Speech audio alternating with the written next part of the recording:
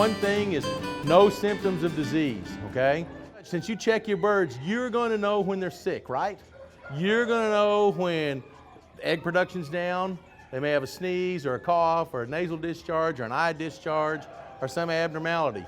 Now all those symptoms, as a veterinarian, we group all those together and just call it ADR. And that stands for ain't doing right, okay? And you're gonna know when your birds ain't doing right, okay? So that's one of the first things as far as the line of defense of biosecurity is you know if they're sick. Another thing is make sure that you don't bring disease home with you. Shows and exhibitions and things like that are all very, very good, but there's always the chance and risk that you could bring something back with you that you don't want. That's just part of it. That's part of the risk of showing things. Now with that, it's best, or even if you go somewhere and buy birds, it's best that you quarantine those birds for a period of time. Most of the diseases will break within about 3 weeks. It'd be good if you could quarantine for 30 days. If you can go longer than that, that's better. Move them away from your birds, have a little hospital quarantine facility at least 100 feet away. When you go and look at those birds, make sure that's the last group you look at. Feed them, water them, look at them, whatever, and then go in the house and change clothes, clean up, before you go out and visit your other birds. The other thing is, if you go someplace, if you see something that's off, run your car through the car wash.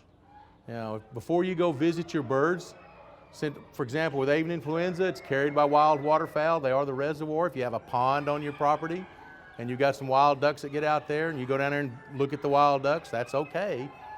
But change your shoes, maybe take a shower, change clothes before you walk in your poultry pens. You wouldn't want to carry it in there, bring it in the fecal material from the ducks or the geese. So those are some things. Don't bring disease home. Another thing you can do is clean and disinfect. Keep things as clean as you can, keep down debris. You don't want to have rodents in there. Good weed control around there to keep the rodents down, things like that. Don't visit a place if there's an outbreak of something, right? If somebody comes to visit your birds, it would be best if you don't let them go in the pens where your birds are. But you could maybe have a change of boots for them or have some disinfectant that they could step in to clean their shoes up, just to keep that down. Another thing is if you're buying birds, what I recommend is that you have at least some sort of criteria in your mind or written down on a piece of paper that you're going to use. What are you going to look for? In other words, sort of give that bird a quick veterinary examination. Look it over. Look your birds over when you get them back home.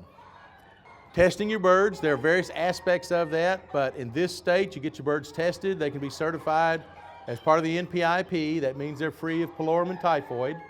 Those are the two diseases that they test for. A tester will come out, either a private tester, and test your birds. Now, all birds have to have that certification before they're shown. As far as vaccinations, this always comes up. There are lots of vaccines out there, lots of vaccinations you can use. I would strongly recommend you vaccinate for pox. That's just my recommendation.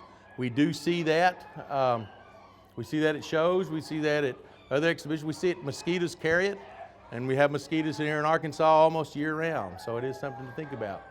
If you buy birds from a hatchery, I would strongly recommend that you consider having the Merrick's vaccination. That's one of those diseases that there's no treatment for. They get it, they've got problems. We see several forms of it. There are lots of other vaccines that if you wish to vaccinate for, you can. The biggest problem with vaccinations is when you buy a vial of vaccine, there's probably 1,000 doses minimum in there. But it's usually pretty cheap. It's a cheap insurance. How old do they have to be? Depends on the vaccine you're using. There are some vaccines that can be given at day of age. Typically you wait till the birds are up about 8, 10, 12 weeks of age. So that for the fowl pox. So they have some size on them. It's a vaccine that's given in the web of the wing. It is a 2-pronged needle that you dip in the vaccine, punch it through the web of the wing, make sure you don't punch it into the person holding it. Do they need a booster is the question. No. In most birds, the vaccine is good lifelong. It'd be the same thing if they recover from the disease. Now, as with any vaccination, you can have individual birds, like you can have individual people that may not respond, and they might have to have a booster, or they might not ever be immune. What you see after you vaccinate is you examine the bird typically within just a few days for what's called a take, which is a swelling of the area and a little scab there. All right, LT is laryngotracheitis. It is against the law in Arkansas to vaccinate with that vaccine. It is a controlled vaccine and should not be used. Some of the birds that are vaccinated may shed that virus for a period of time, so it's best not to vaccinate for that one. Under certain circumstances, it may be applicable, but that's regulated through the state veterinarian's office. Another thing is get help, get assistance. That's why we have some of this information over there. Go on the extension website, lots of information there.